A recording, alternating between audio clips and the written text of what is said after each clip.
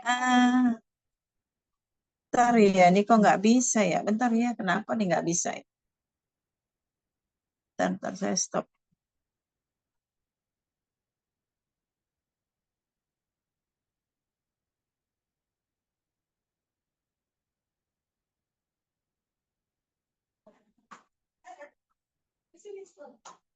Udah kelihatan belum? Izin sudah terlihat, Ibu. Sudah kelihatan? Sudah? Oke, Sudah, kita Ibu. mulai Ini ya. sudah, Ibu. Kita akan bahas asuhan keperawatan pada akhir kehidupan atau end of life.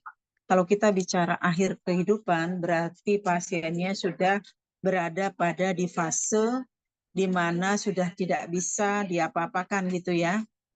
Iya, dah. Sudah tidak bisa diapa-apakan. Jadi tinggal menunggu waktu seperti itu ya. End of life. Jadi akhir kehidupan. Nah, perawat ini harus bisa merawat pasien seperti itu. Mungkin Anda sudah belajar tentang fase-fase Kubler-Ross ya, itu harus dipahami betul karena kemungkinan pasien dan keluarga itu mengalami fase itu dalam menghadapi pasien di akhir kehidupan. Nah, akhir kehidupan ini sangat terkait dengan kematian. Ya, kalau kematian sudah tahu semua lah ya, bahwa asuhan keperawatan akhir kehidupan ini pada lansia eh, ini sangat dibutuhkan dukungan dari keluarga terutama atau caregiver yang berada di sekitarnya, di lingkungan mereka. Jadi fokus perawatan bagaimana kita bisa meningkatkan quality of life dari pasiennya dan juga bagaimana kita memberikan kenyamanan pada keluarganya. Ya, walaupun dia di akhir kehidupan tapi dia tetap terjaga. Kualitas hidupnya itu tetap terjaga sehingga dia meninggal dengan bermartabat. Itu yang kita harapkan. Nah, kita bedakan dengan antara kematian, sekarat, dan akhir kehidupan. Kematian ini sudah jelas ya, tahap akhir dari kehidupan. Kalau sekarat ini terkait dengan sekaratul maut, proses individu yang tidak spesifik di mana kehidupan suatu organisme akan mendekati ajal.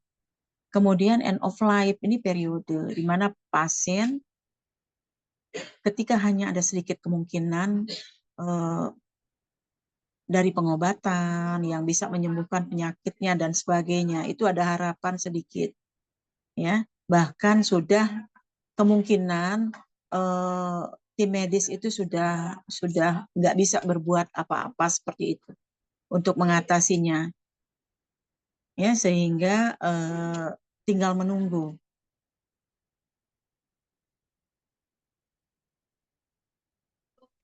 Nah, ini sangat berkaitan dengan perawatan paliatif atau palliative care. Ini banyak pada pasien-pasien kasus terminal ya, terutama pasien kanker ya. Makanya di rumah sakit itu ada palliative care yang memang pendekatan yang dilakukan pada pasien, walaupun pasiennya itu sudah tidak bisa diapa-apakan, dia masih punya eh, apa namanya, punya semangat, ya, punya harapan, masih punya support system yang mendukung dia sehingga kualitas hidupnya tetap terjaga, ya. Keamanan, kenyamanan secara psikologis dia terpenuhi. Nah, kalau kita lihat dari skema ini, ya, ini ada kuratif, ya, kuratif, ya, pengobatan, palliative care di sini. Ini masa di mana dia terdiagnosis. Kalau pasien-pasien kanker kan dia terdiagnosis, kemungkinan grade-nya sudah lanjut dan sebagainya itu ya. Ada rentangnya di sini sampai akhirnya mengalami sekarat. Ini masuk ke dalam hospice care ya. Untuk pasien-pasien yang sekarat yang sudah tidak bisa diapa-apain itu masuk dalam hospice care dan menuju kematian ini adalah bereavement ya. Disinilah butuhnya dukungan dari keluarga dan caregiver. Mungkin kalau di luar itu sudah sangat bagus ya perawatan ini di mana keluarga itu diberikan space, ruang atau ruangan khusus gitu ya.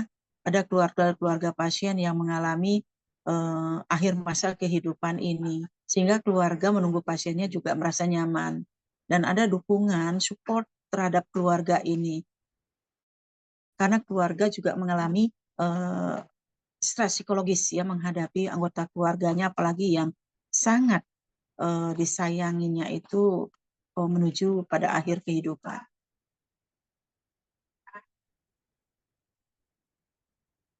Nah, perawatan akhir kehidupan ini merupakan bagian penting ya yang diberikan kepada pasien. Ini bisa diberikan dalam semua situasi, semua setting yang ada di rumah sakit. Tidak hanya ICU ya, ICU sudah pasti ya, pasti pasien-pasien yang sangat berat tuh masuk ke sana ya, yang butuh intensive care. Pasien-pasien di ruangan biasa juga kalau dia mengalami masalah sampai pada akhir kehidupannya itu juga harus diberikan perawatan yang baik. Nah, tujuannya ini lebih mengarah ke manajemen nyeri atau gejala, persiapan kematian dengan sedikit mungkin penderitaan. Jadi jangan sampai dia sudah menghadapi masa-masa akhir kehidupan itu masih menderita sakit. Ini yang harus dihindari. Ya, makanya kita harus memberikan kenyamanan. Pencapaian akan rasa sempurna, meninggal dia dengan damai, dengan bermartabat. Jadi diperlakukan sebagai manusia yang utuh. Jadi aspek biopsikososial, spiritualnya tetap kita jaga. Dan juga memberikan kenyamanan pada keluarga. Nah, ini standar pelayanannya, pemberian pengobatan yang sesuai dengan gejala dan keinginan pasien dan keluarga. Ini kita harus menilai pasien sesering mungkin yang diperlukan. Ada tidak keluhan-keluhan pasien yang dirasakan. Biasanya kalau pasien yang end of life ini mengalami rasa nyeri yang dia tidak bisa menunjukkan di mana rasa nyeri itu. Nah, ini nih yang harus kita berikan kenyamanan. Apakah kita berikan intervensi untuk nyeri? Ya, Anda sudah belajar semua intervensi ya. Teknik relaksasi untuk mengatasi nyeri. Itu Anda sudah belajar. Itu bisa diterapkan ya agar dia merasa nyaman.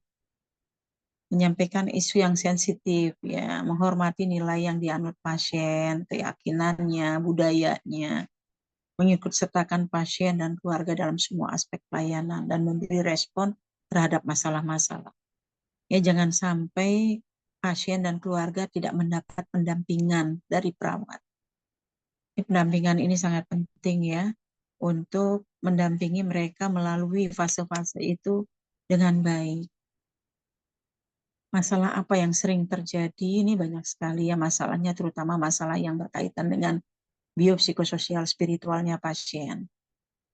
Biologis, masalah fisik ini sudah pasti ya gejala-gejala yang sering ditemukan seperti kelelahan, konstipasi, dispne, mual muntah, sampai dehidrasi atau dia mungkin sudah nggak bisa lagi makanan tuh masuk ke mulutnya gitu ya. Psikologis ini sangat berkaitan dengan kehilangan dan berduka. Ya, makanya konsep Kabler-Ross ini harus dipahami betul. Bagaimana kita nanti menghadapi atau melakukan intervensi pada pasien sesuai dengan fase-fasenya, karena berbeda. Ya, kalau dia dalam tahap denial bagaimana, anger bagaimana, kalau dia tahap tawar-menawar, depresi sampai menerima atau acceptance. Nah, fase-fase ini pasti dilalui baik oleh pasien maupun oleh keluarganya. Jadi kita sebagai perawat harus bisa mengidentifikasi pasien atau keluarga itu berada pada fase yang mana, sehingga intervensi yang diberikan tepat.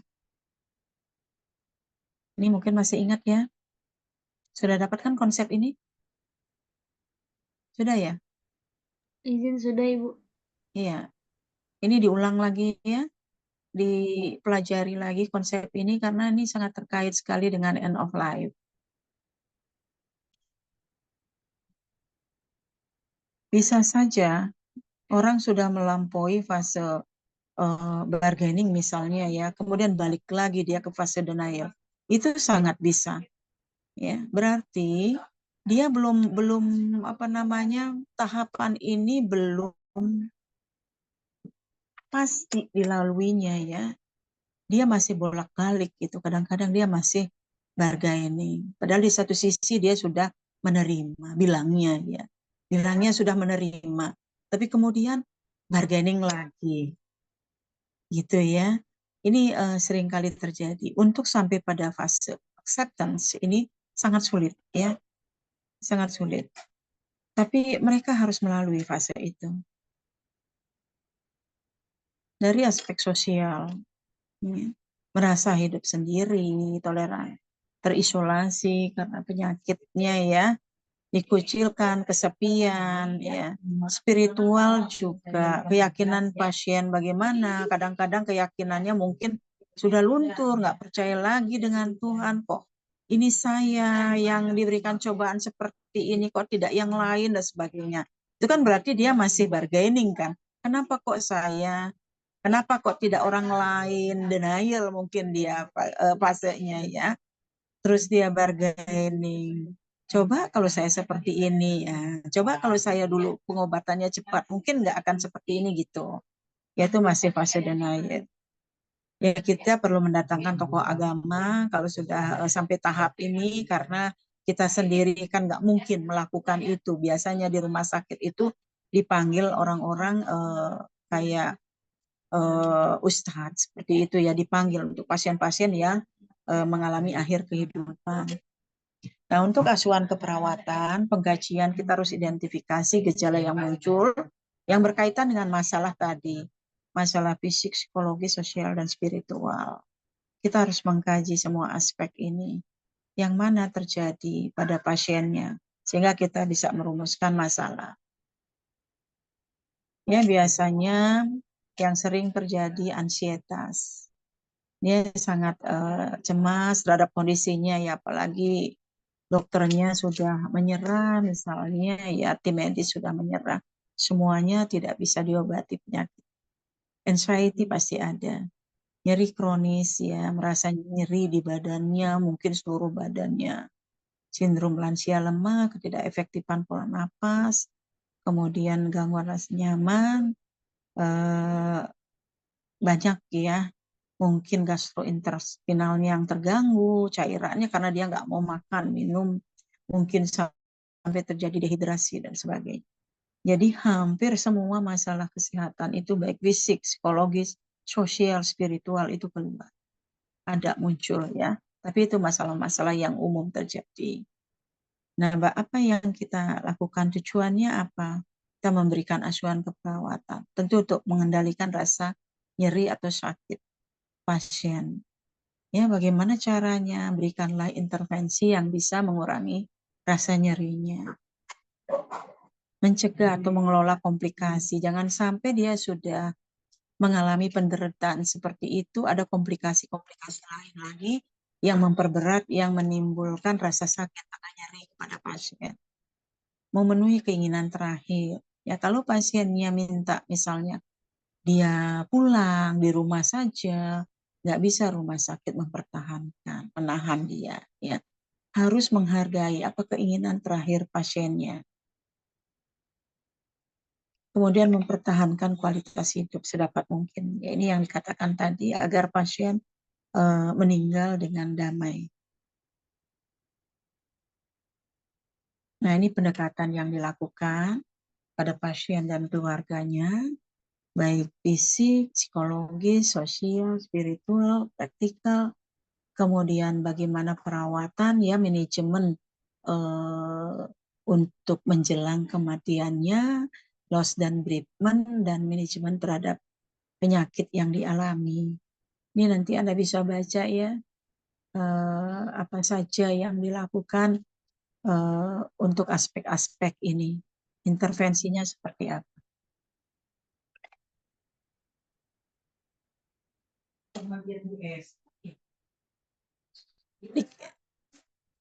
Nah, intervensi keperawatan yang pertama adalah pemenuhan kebutuhan fisiologis, terutama terkait dengan kebersihan diri, mengontrol rasa sakit, bagaimana kita bisa membebaskan jalan napas kalau dia mengeluh sesak napas, membantu mobilisasi dan nutrisi dan cairan ini juga harus kita penuhi secara fisiologis. Kemudian kebutuhan sosial, kita harus identifikasi siapa yang ingin didatangkan ya. Karena mungkin dia ingin kumpul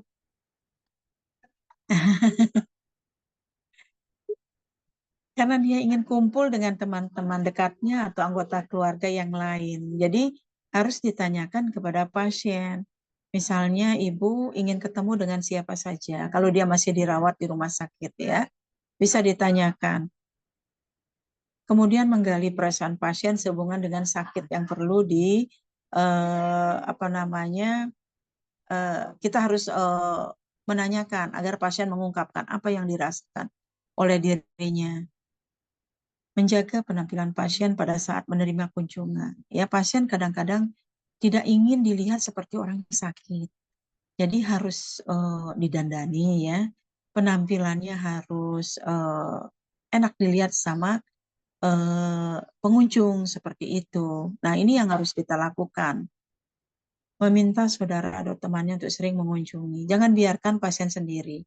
Dalam kondisi seperti itu harus ada yang selalu menemani di rumah sakit.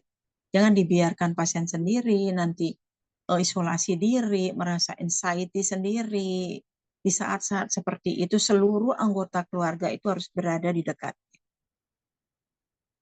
Nah, kebutuhan spiritual menanyakan pada pasien tentang harapan hidupnya dan rencana pasien. Ya, harapan-harapannya, apa sih yang dia harapkan, apa sih yang belum terpenuhi selama hidupnya, itu harus digali.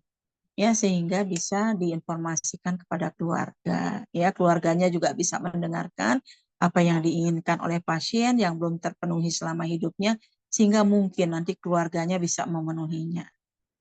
Menanyakan pada pasien terkait dengan mendatangkan pemuka agama ini tentu harus izin ya kepada pasien karena di saat-saat terakhir ini sangat penting membantu dan mendorong pasien untuk melaksanakan kebutuhan spiritual yang bisa dia lakukan misalnya dengan berdoa dengan menerima apa yang terjadi dalam hidupnya ini yaitu menumbuhkan keyakinan dia ya semua ini sudah apa namanya dia harus meyakini terkait dengan kondisinya. Kenapa dia yang merasakan orang lain tidak? Keyakinan ini yang harus ditumbuhkan sehingga dia bisa menerima kondisinya dengan baik. Nah, ini teknik komunikasi. Kita sering menggunakan listening, ya. Listening bukan berarti kita diam sepanjang oh, apa namanya interaksi tidak, ya. Misalnya pada saat eksplorasi perasaan, kemudian kita sejenak listening, diam, ya, pegang tangannya, bahwa kita berada di sisinya, kita mendengarkan apa yang dia katakan, ya, mendengarkan nih silent juga, ya, diam sejenak, ya. Kita harus lebih banyak mendengar, walaupun sewaktu-waktu kita juga harus bertanya kepada pasiennya apa yang dia rasakan. Focusing karena mungkin pasien eh, sudah ngaco ngomongnya gitu ya. Ini harus difocusing pasiennya. Kemudian sharing persepsi, apa yang dirasakan perawat, apa yang dirasakan pasien, apakah persepsinya sama. Lalu informing, ya. Informing ini juga perlu untuk pasien dan juga keluarga. Kalau dia sudah sampai pada tahap yang menerima, itu bisa dilakukan ya. Sehingga apa yang kita sampaikan itu bisa diterima dengan baik.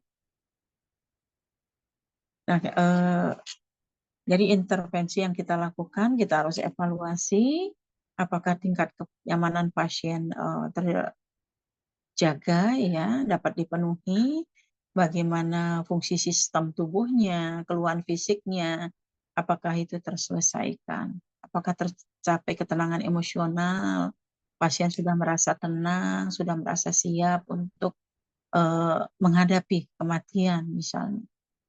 Bagaimana kesehatan spiritualnya? Apakah harapan-harapan pasien terpenuhi? Jika memungkinkan dipenuhi pada saat pasien masih hidup, ya itu bisa dilakukan segera. Ya, sehingga pasien mencapai hasil akhir kehidupannya dengan bermartabat. Nah, ini tentunya ya kita harus kompetensi yang harus dimiliki ya, clinical, justru keterampilan klinis, komunikasi, ethical, continuity ya. Kita harus respect, tetap menghargai martabat pasien, harapan-harapannya. ya walaupun kehidupannya tinggal sebentar. Oke, mungkin itu yang bisa saya sampaikan. Ya, kalau ada yang mau ditanyakan silakan. Izin bertanya Ibu. Ya, Saya Ranti Saulnya dari kelas 4 RKI, Ibu.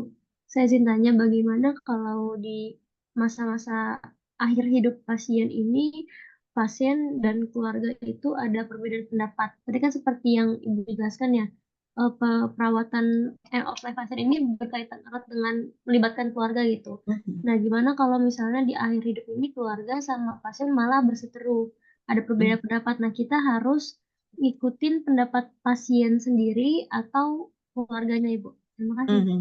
Ya, iya. Oke, makasih. Eh, dalam menghadapi pasien di akhir kehidupannya, ya ini kita harus memberikan apa namanya edukasi pendampingan juga pada keluarga.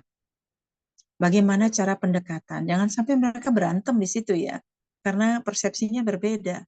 Jangan sampai itu terjadi. Pasiennya sudah menghadapi masa akhir kehidupan. Itu sangat berat buat pasien. Keluarga juga mungkin stres, ya. Jangan sampai ada konflik di antara mereka. Karena konflik ini akan memicu hal-hal yang kurang baik. Pasien tidak bisa merasa tenang. Dia tidak akan bisa damai untuk mengakhiri kehidupannya. Dia nggak akan bisa meninggal bermartabat kalau seperti itu. Nah, tentu kita sebagai seorang perawat harus bisa menengahi, ya, pasien yang masih sehat yang harus kita edukasi, harus kita lakukan pendampingan sehingga persepsi keluarga itu sama dengan pasien. Bagaimana dia bisa memberikan apa namanya penghargaan kepada pasien. Hargailah dia gitu ya. Ini tinggal sedikit waktunya dia dalam hidup ini. Sedangkan keluarga ini kan masih panjang gitu. Hargai apa pendapat pasien. Apa yang diminta pasien hargai. Jangan ditentang. Ya, ini yang harus kita sampaikan. Tentu tidak di depan pasien ya. Anda bisa panggil keluarganya, Anda ajak bicara, Anda sampaikan secara baik-baik apa keinginan pasien, apa yang diharapkan pasien. Kalaupun itu berbeda dengan keluarga, jangan dikonfrontasi. Ya, keluarga jangan mengkonfrontasi. Bagaimana keluarga bisa mendampingi biar pasien bisa damai dalam sisa-sisa hidupnya. Itu yang harus kita tekankan. Ya, nanti mungkin kalau misalnya pasiennya sudah nggak ada, ya keluarga bisa rembukan lagi itu dengan yang lainnya untuk mengatasi perbedaan tersebut. Ya, seperti itu. Jadi kita harus prioritaskan pasien, walaupun keluarga juga tetap diintervensi. Oke, Baik, terima kasih, Ibu. ya ada lagi? Izin Ibu, izin bertanya.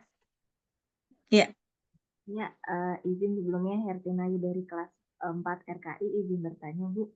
Jadi mungkin terkait asuhan keperawatan di end of life ini, uh, kalau misal izin bertanya terkait mungkin pengalaman pribadi ya Bu. Jadi ada satu kakek yang misal dia udah kanker udah stadium akhir. Dari kakek ini juga udah ada di fase acceptance di mana kayak oh ya udah berarti saya sakitnya ini sekarang tinggal ini gitu. Tapi dari keluarga ini kayak masih ada di fase denial gitu Bu, kayak enggak masih bisa sembuh kok, masih ini harus ini gitu. Nah, ada satu masa di mana kakeknya itu ya tiba-tiba kayak nggak sadarkan diri gitu Bu. Nah kan kalau dari keluarga ini karena masih berpikiran masih bisa disembuhkan, itu kan dari keluarga ini mengusahakan untuk kayak cepat-cepat dibawa ke rumah sakit ya Bu. Tapi kan kalau tapi ada satu kondisi di mana orang di luar keluarga, misal kayak tetangganya atau kerabat jauhnya tuh tiba-tiba datang ke rumah bilang, ya udah ikhlasin aja ya, kayak gitu. Nah, apa yang bisa kita lakukan sih Bu kalau ada di apa ya, momen seperti itu. Entah kita benar-benar mengusahakan dulu dibawa ke rumah sakit atau kira-kira kayak gimana nih. Saya kadang kan pasti ada ya Bu momen seperti itu. Nah, mungkin bisa apa Ya, penjelasan gitu. iya, iya, oke. Ada kasus seperti itu, ada. Ya banyak mungkin ya kasus seperti itu. Ini kan berarti antara keluarga dengan pasien fase-fase yang dihadapi tidak sama. Tidak sama. Pasien sudah menerima, keluarganya masih di fase denial, gitu kan? Ya. Nah, ini yang harus disamakan dulu. Ya, tidak harus sama. Tidak harus sama. Bisa saja karena keluarga ini merasa kakek ini sangat berharga bagi keluarganya. Sehingga apapun akan dilakukan. Walaupun dokter atau tim medis mengatakan sudah tidak bisa disembuhkan, diapa-apain. Tapi keluarga masih tetap berupaya. Karena keluarga merasa itulah bukti dari rasa apa? Hormat dan berbakti terhadap orang tua, misalnya seperti itu. Tidak masalah.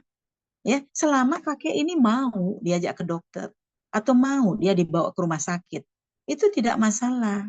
Biarkan keluarga itu memberikan perawatan yang terbaik buat si kakek ini, walaupun pada akhirnya tidak bisa diapa-apakan. Ya, tidak masalah ya kalau keluarganya menginginkan itu. Misalnya datang tetangga, udahlah biarin aja, ikhlaskan saja. Mungkin juga keluarganya masih upaya juga pingin tahu sampai batas terakhir upayanya itu seperti apa gitu. Sampai benar-benar ketahuan sudah tidak bisa dan memang tidak bisa diselamatkan gitu kan. Sampai dia bisa menerima kondisinya. Karena dalam tahap denial, nggak bisa diapa-apakan. Pasti dia akan mencari opini-opini yang lain. Itu cirinya. Coba orang baru pertama kali terdiagnosa kanker oleh dokter A. Pasti dia akan mencari info ke dokter B. Pasti dia akan mencari info ke tempat lain untuk memastikan, benar nggak ini saya yang mengalami? Benar nggak sih? Nah, itu tahap denial seperti itu. Jadi kemungkinan juga si keluarga ini, dokter ini bilang seperti itu, carilah bawa kakeknya itu ke dokter yang lain aja, ke rumah sakit yang lain gitu. Bisa seperti itu. Selama pasiennya masih mau. Kecuali kalau pasiennya sudah menolak, dia sudah pingin ya di rumah saja lah, udah nggak usah diapa-apain gitu ya. Kita yang bisa menjelaskan kepada keluarga. Itu permintaan-permintaan terakhir dari yang akan meninggal gitu. Keluarga harus menghargai hal itu. Ya, bisa diintervensi keluarganya. Ya, tapi kalau keluarganya masih bersikeras juga untuk membawa ke rumah sakit, ya monggo. Keputusan ada di keluarga. Ya, kita sebagai perawat hanya memfasilitasi, memberikan informasi. Kita juga kan nggak mungkin bilang, sebentar lagi kakeknya akan meninggal. Sudah terdiagnosa ini, stadium ini. Bisa aja terjadi keajaiban misalnya. Ya, semua udah diatur ya. Bukan kita yang menentukan hidup matinya orang gitu ya. Jadi tetap kalau keluarganya mau berusaha silahkan saja gitu. Ya, itu bisa dilakukan. Oke. Ya. Ada lagi?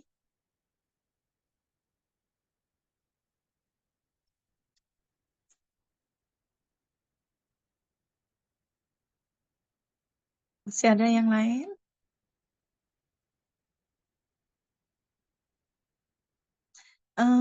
Anda sudah praktek di rumah sakit kan? Izin jawab sudah Ibu. Pernah nggak menemukan kasus seperti ini di rumah sakit? Masa-masa akhir kehidupannya. Pernah nggak mendampingi sampai dia menghembuskan nafas terakhirnya di rumah sakit? Pernah nggak ada pasien seperti itu? Nggak pernah ya.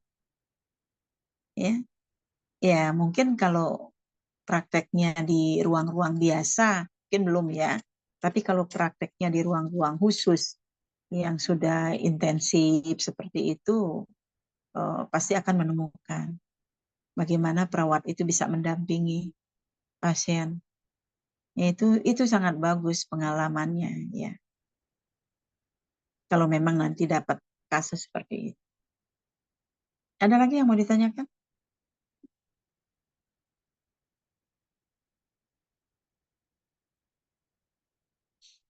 Nggak ada? Ya, kalau tidak ada cukup ya. Oke, nanti saya kirim PowerPoint-nya. Silakan di screenshot dulu ya. Ya, Ibu. Ibu boleh raise hand, Ibu. Oh iya ya, oke oke. Terima kasih, Ibu. Iya. Bisa dimulai dari kelas RKI dulu ya.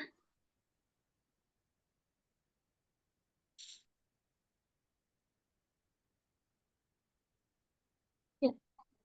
Untuk kelas RKI semuanya raise hand dan on cam ya. Slide 1.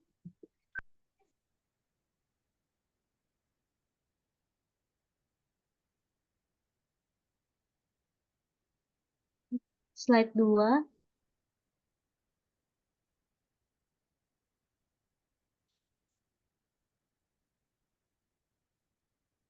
Ya, sudah lanjut ke kelas.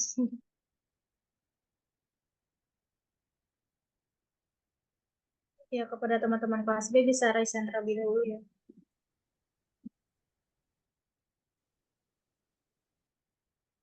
Slide 1.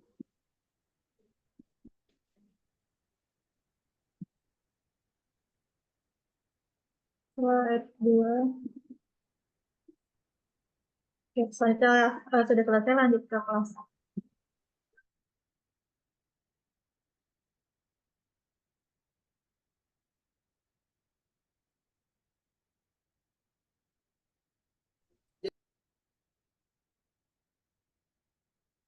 Sudah? Izin Ibu Ya, Bu untuk lagi ngajar, Bu. Bentar. Iya. kelas A boleh Sudah? persilahkan raise hand ya. Ini kok udah pada keluar nih semuanya nih udah.